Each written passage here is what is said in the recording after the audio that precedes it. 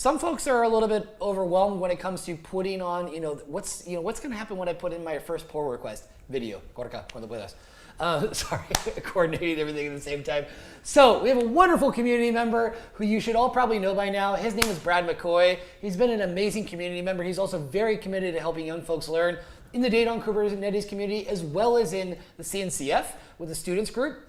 He's given some great talks also with Kunal Kushwaha about Terraform, about some other technologies. He's a wonderful person. If you ever have questions, he's a great person to reach out to and interact with. He'll be happy to help with you. And so that being said, Gorka, can you put the video? Hey everybody, welcome to DoK Students Day. My talk today will be on submitting your first pull request. So if you're looking to start out contributing to open source, or if you already have been, this talk will be on sort of common practices regarding making your pull requests. There's a lot of ways that certain projects like you to commit. So I'll go over a few of those today. Things such as naming conventions and little tips and tricks that how you can make your first pull request easier for you and the maintainers as well. So a bit about me. My name's Brad McCoy. I'm the head of cloud engineering at Moola and also an open source contributor as well. So anyone can submit a pull request, no matter who you are. And also anyone can commit to open source. So it's good to know as well that when you're making pull requests, small contributions turn into big ones. So no matter how small your contribution is, it's still very much appreciated. So whether that's, even fixing spelling mistakes in the documentation, if it's grammar or small one-liners that can do great things. So it can be hard starting off for your first time. It can be a little bit scary when, you have to fork the repo, you have to learn Git for the first time, things go wrong quite fast. But if you're not failing, you're not learning. So, keep trying, hang in there. And there's a lot of great people in the community that will help you. So, you can reach out to people in the DoK community, CNCF. There's so much places these days, which is really great for students that people can mentor you. And yeah, it's good to know as well that anything can be source controlled. So one good example is the CNCF has cooking recipes, which is quite cool. So you can actually add your own recipes to the repo, which is cool. And we're starting to see art, being source controlled and all types of different things. So it's not just for code. So what will we need? So we need a GitHub account, which is free. You need your GitHub user. You can sign up, very easy for that.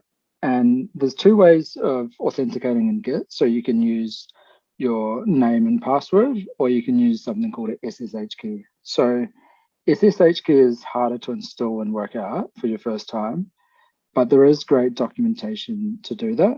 So I do highly recommend that you use the SSH key because it does make your life easier. You don't have to type the password all the time. It's safer and much better. So that'll be one of the hardest challenges to set up, but it's well worth it. And then you also need your favorite editor. So I use Visual Studio Code, for example, but you could even use Notepad or any editor of your choice. So good things to know before you start. So what I do is the code of contact's pretty standard. Have a quick read of it. It just, make sure that your contributions and the way you behave to what they expect. Just, being nice and courteous and just general good person. Check the contributing MD if there is one. Sometimes it can be on the README instead. So this will give you detailed instructions of how they want you to submit your pull request. And this goes from naming conventions on branches, how you want to do commits. Sometimes you actually have to sign your commits as well. So it'll make it a lot easier for the maintainer when he merges your pull request. It'll get done way faster because you've prepared by reading the contributing MD. So I've actually done a blog for this as well. So that's on my Medium, which is bradmccoydev.medium.com. So what I'll do today is actually follow that, and we're going to quickly do a pull request as well. So here's the blog here, submitting your first pull request. This assumes you have your SSH keys already. So what I'm going to do, the first thing that you need to do is fork the repo. So this repository is on the DoK how to DoK, and this is what I added to it as well.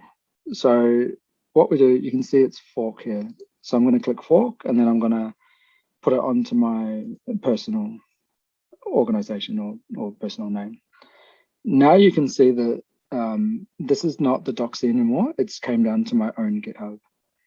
So now what I do is I can go code, and if you're using HTTPS, you can do it here. I use SSH, so I can do like that.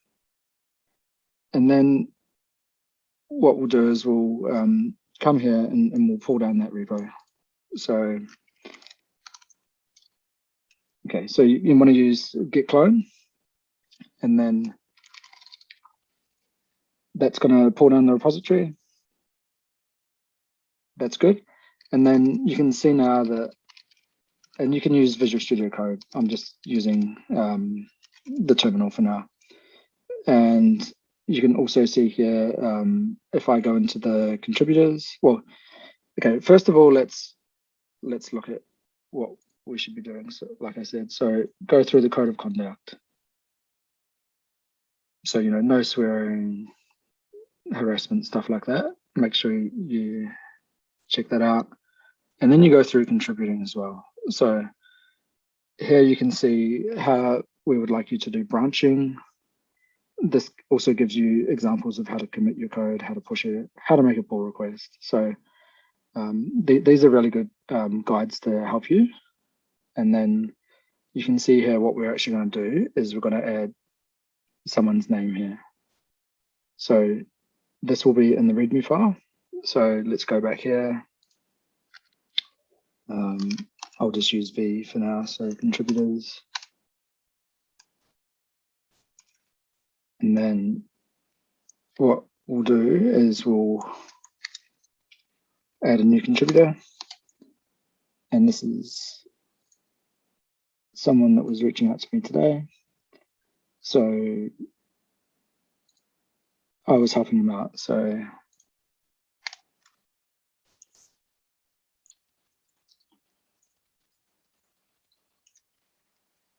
and we can go like that. And then I don't have his GitHub at the moment, but we can add him as a contributor. Then I go out of that, save that, and then git status will show you the changes that you've done. So I've changed that. I'm going to say git add all, git commit.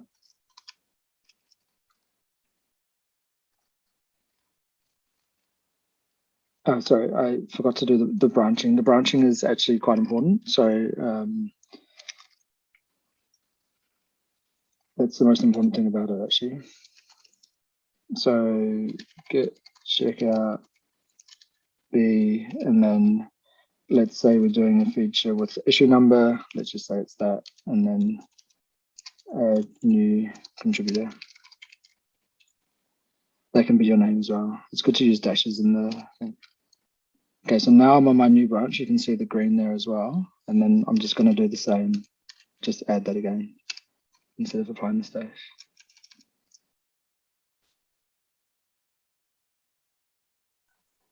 And this is for most repos will be like this as well. Sometimes they're in the README as well. So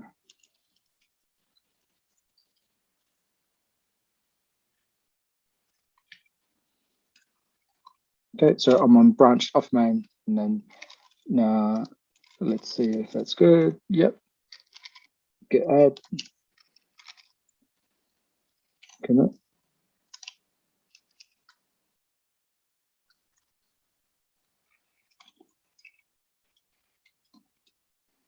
And then so what I've done there is I've added my changes, I've committed them, and now I want to push. So we actually have to do something different here. But if you try git push, it actually tells you how to do it. So you don't really need to learn that. You can just copy this here. And what this will do is that will push up on Brad McCoy how to DoK, and then it says, would you like to do a pull request? So it's as easy as that. And then what we do is done all for us. We can simply go to here. And if you can't see that, you'll be able to see it on the repository as well.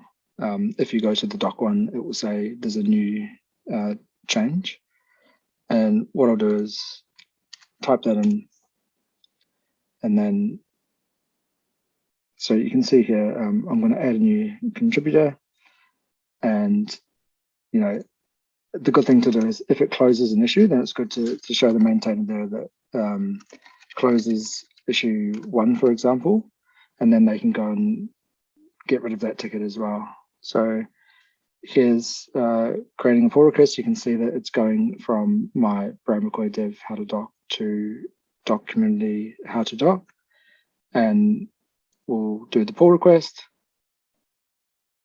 and then that's done. So that will be waiting now for the maintainer or the approver to go and then to approve and merge that into the repo.